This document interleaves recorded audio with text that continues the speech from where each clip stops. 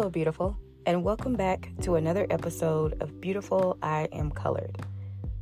Y'all, I have had the fullest week ever. It's just been so busy, but a good busy. So I'm just back from my walk.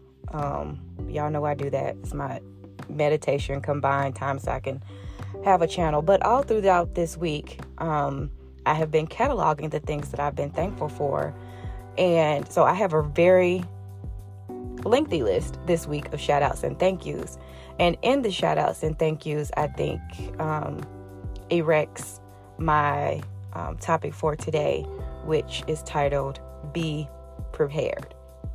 So without further ado, let me go ahead on and get into this list because, again, it is quite lengthy. First of all, though, before I do that, actually, let me just say, for those of you who are new here, I started this podcast kind of like by accident because I had written a book, self-published, and I was trying to think of marketing ways to get my book out there, and things weren't going right with the printing option. I had a local publisher here in town, and it just didn't quite work out at the end, but she did help me up to a great point.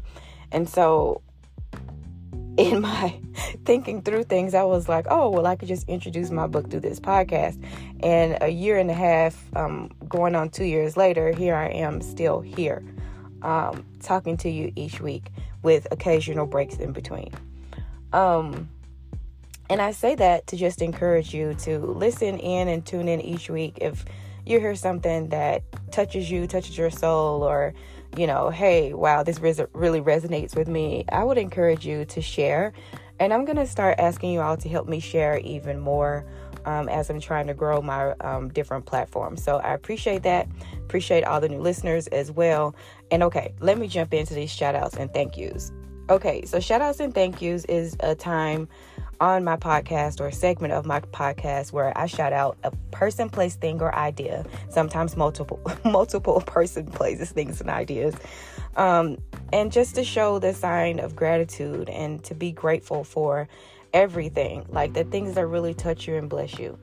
And so you're like, girl, get with the list. Okay, I'm coming with the list. Okay, patience. So the first shout out and thank you goes to Casey at Four Nose Brewing, Park Hill. Now, yes, I have been slacked off greatly on my drinking.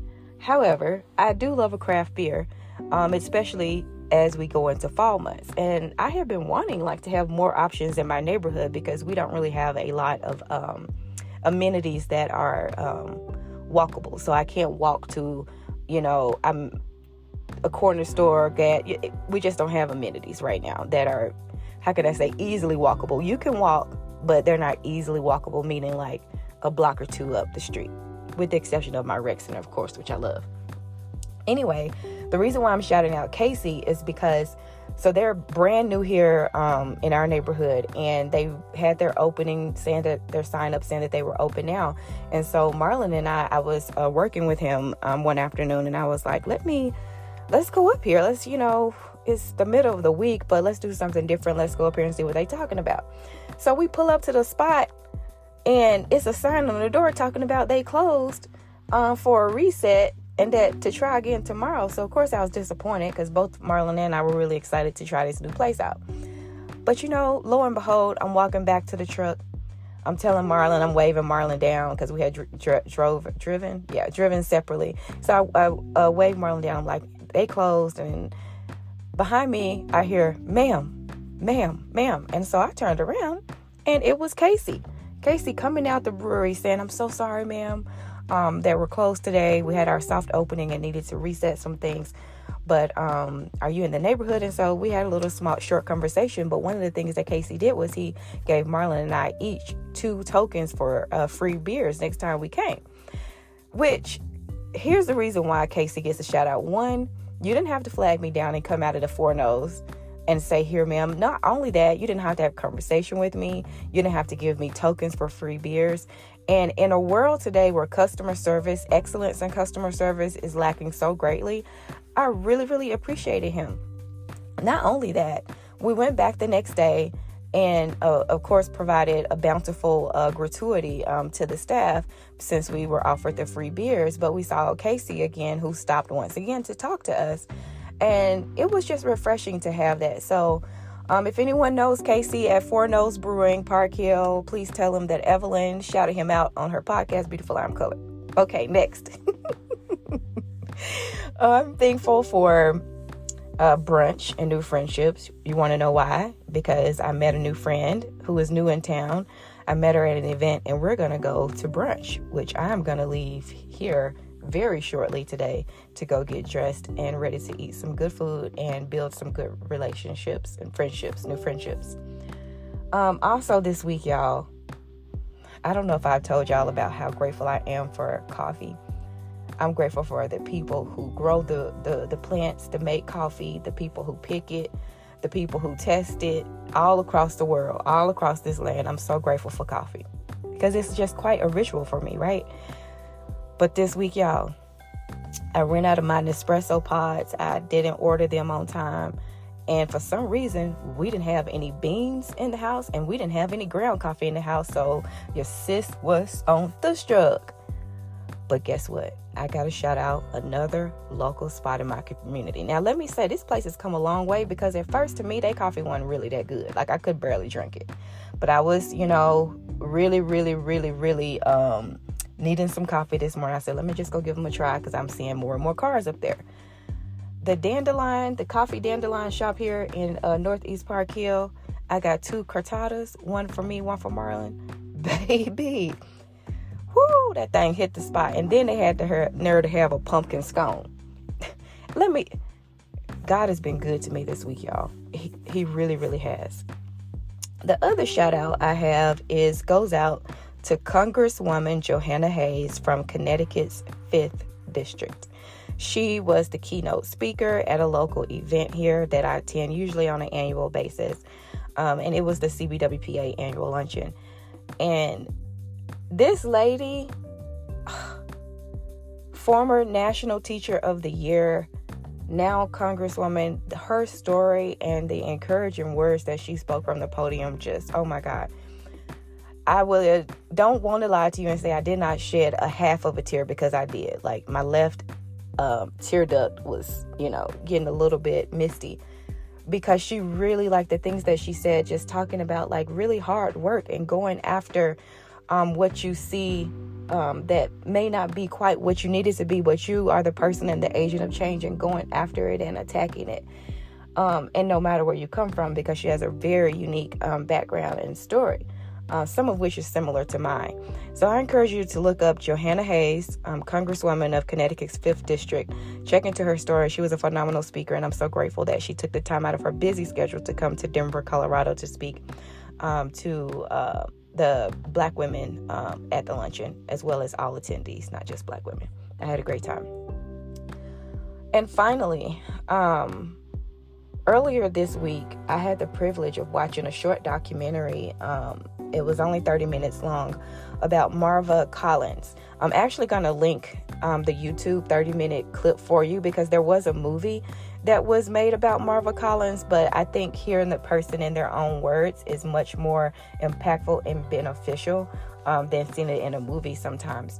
But in short, once again, we have another woman who got inspired of, how can I say this, the circumstances that she did not want to see. So she didn't wait on things to come to her. She didn't wait on the government. She didn't wait on the next person to give her approval. She took it upon herself, retired teacher, to form a school of her own in her house. And this school essentially took on the students who other schools were not successful in teaching. And the funny part about this school is they did provide lunch, but they didn't have all of the other things that you would typically associate with school, like, PE, music class, so the arts, any type of field trips, none of that, okay? When I say none of that. First of all, they were met in one classroom initially, before her school expanded. They met in one room, all different ages, all different backgrounds, all different learning styles. And she had this philosophy of like children can learn, but you have to speak their language. And she did a lot of positive reinforcement with the kids in the classroom, and a lot of differentiated instruction as well in terms of meeting the kids where they were. One of the things that I thought was so phenomenal about this teacher turned school developer really is that the teachers didn't have desks. They actually stood the whole time when they walked the classroom, and they gave each student one-on-one attention. If a student needed help, they would meet with them before school. And one of the most touching points in the story, the documentary for me, was when she said that they had such a hard time of the kids leaving. Like the kids were enjoying learning so much that they did not want to leave. Now, I realize that times have changed and we have technology and things have evolved. But I do think that there is something to be said about a person taking action, right? She prepared her home and welcomed these kids who everybody else had cast aside, and essentially said that you can't learn, and proved them wrong year after year after year until her school ended up closing due to lack of funding, I think 30 years after it was founded. But I found that story to be so inspiring. Really, it just brings up this topic for today, right? About being prepared. And that is, not only do you have to have the know-how, right, of most of the things. You don't have to know the full picture. But if you get convicted about something and you want to see a change manifest, and you notice that other people aren't doing the work that you want to see done, and I've shared this with you before, the chances are you are the person to do the work. You are that person. And sometimes when you are that person and you're called to do that work, and you don't see anybody else stepping up, especially if you're not a person who necessarily likes the limelight on you, and like folk in your business like me, it can be really, I was going to say intimidating, but it can be a bit nerve-wracking to say the least, because you can step out in uncharted territory. But I want to encourage you today for all of the people listening to me, that that you're that one. You're that one. If you're not prepared right now, but you can sense something coming, and I know I'm talking to several people. You can sense something on the horizon. You can sense your life about to make a drastic change. You can sense something that is headed your way, that is everything that you asked for and more than what you could ever dream. Regardless of what that thing is, get prepared now. Whether that is, cleaning out your house, whether that is finding a new location to live, period. Whether that is surrounding yourself by people who are of like mind, spirit, soul, and body. Whether that's getting your fitness routine together. Whether that's staying quiet when you usually will open up your mouth, or vice versa. Saying something when you're usually quiet. All of those things, those little steps always lead to the big thing at the end. And sometimes when we face, people be saying life is life and all that, which I don't really like that language, but whatever. But when life is really getting tough, and you're starting to question, and you're starting to second guess, and you're starting to really ask yourself, the universe and God, like, what am I supposed to be doing?